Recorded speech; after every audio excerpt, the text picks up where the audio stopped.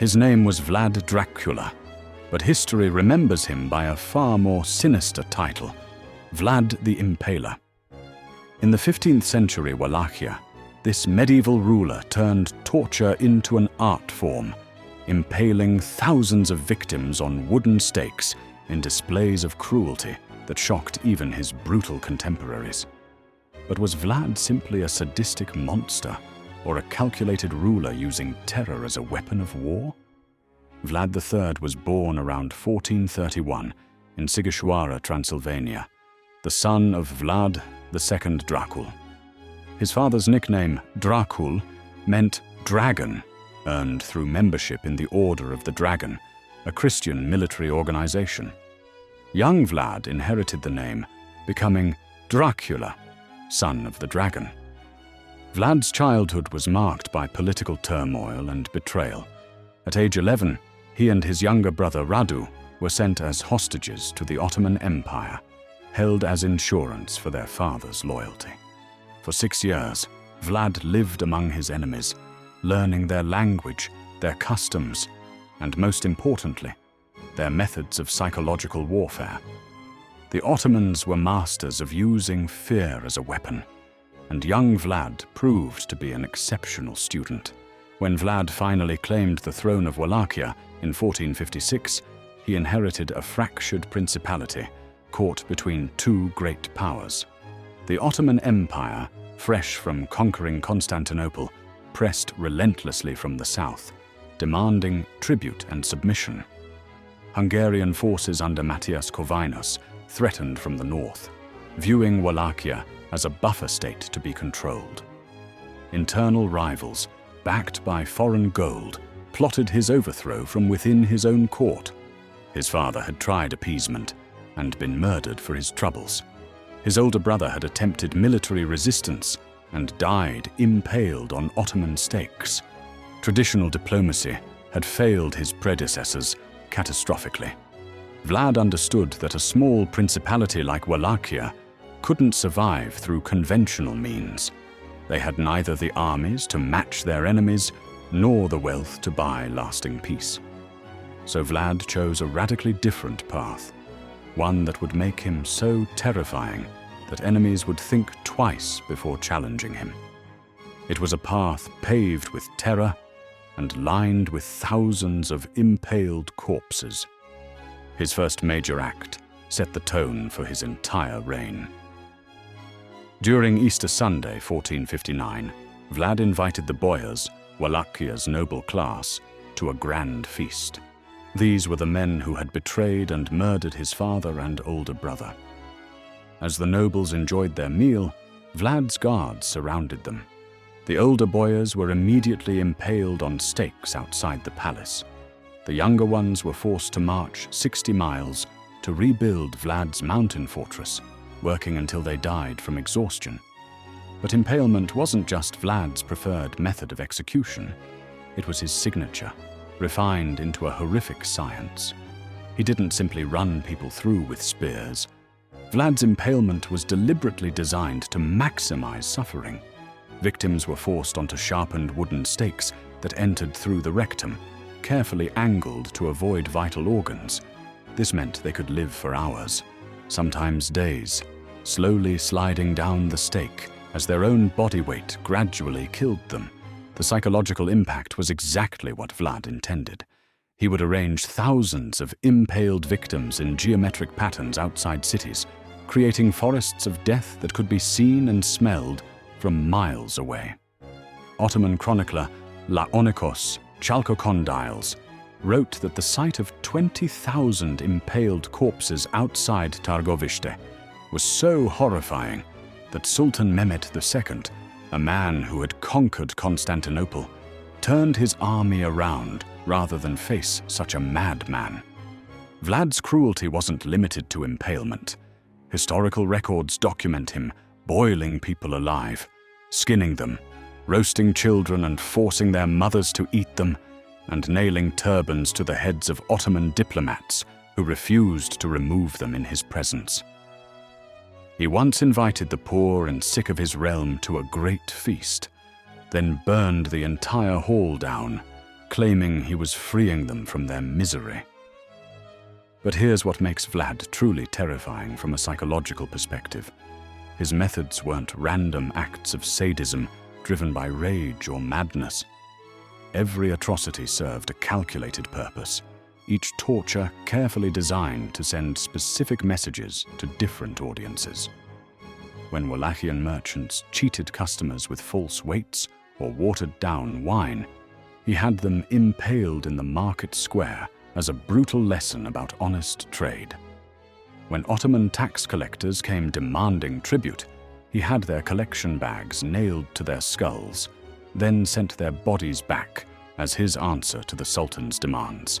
When corrupt officials took bribes, he had molten gold poured down their throats, claiming he was giving them all the gold they could ever want.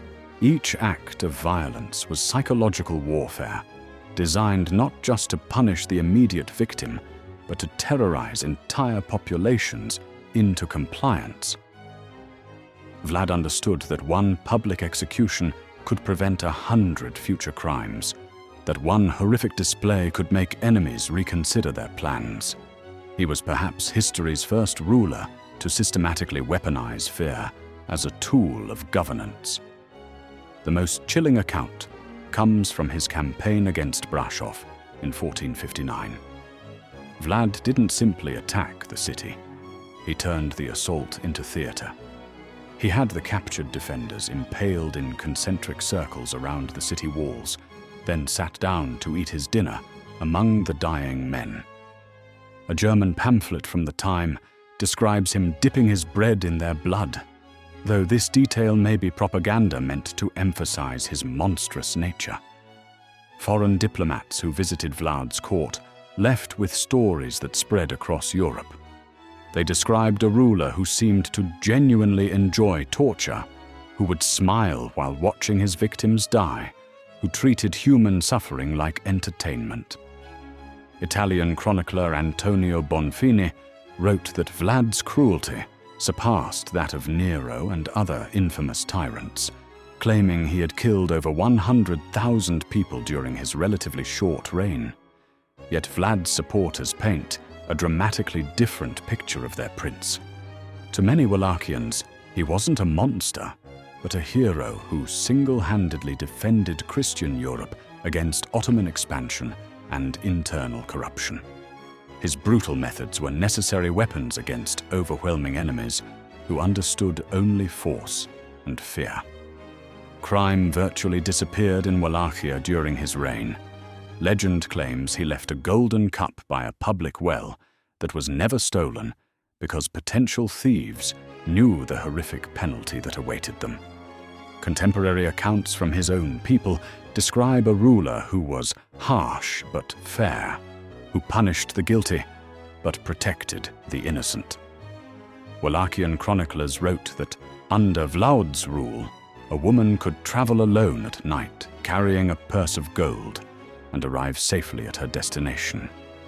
Merchants from foreign lands reportedly felt safer in Wallachia than in their own countries, because Vlad's justice was swift and absolute. But this raises disturbing questions about the nature of effective leadership. Can a ruler who commits atrocities still be considered successful if those atrocities serve the greater good? Vlad's methods were undoubtedly effective. His enemies genuinely feared him. Crime rates plummeted, and Wallachia enjoyed unprecedented internal stability during his reign.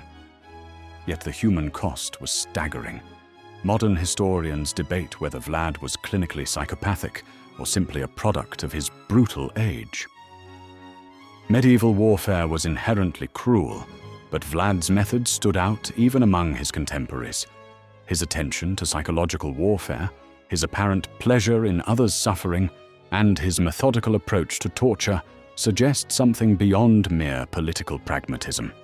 The truth likely lies somewhere between monster and hero.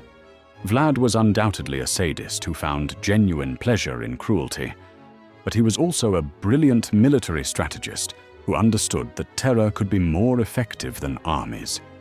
His reign lasted only 6 years, but his methods were so extreme, they achieved a kind of immortality.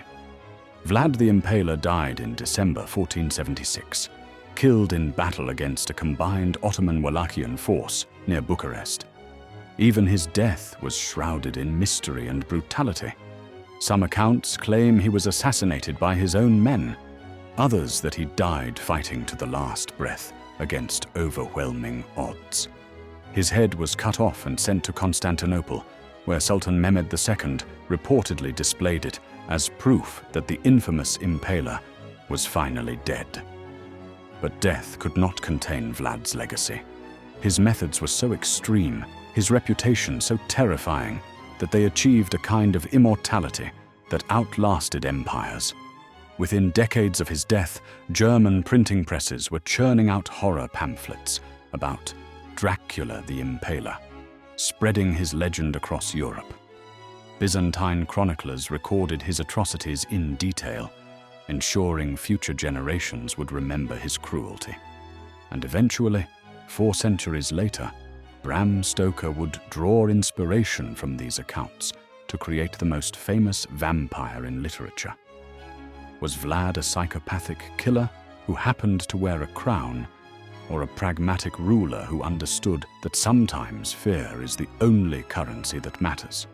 The historical evidence suggests he was both, a man whose personal sadism aligned perfectly with his political needs, creating one of history's most effective yet horrifying leaders.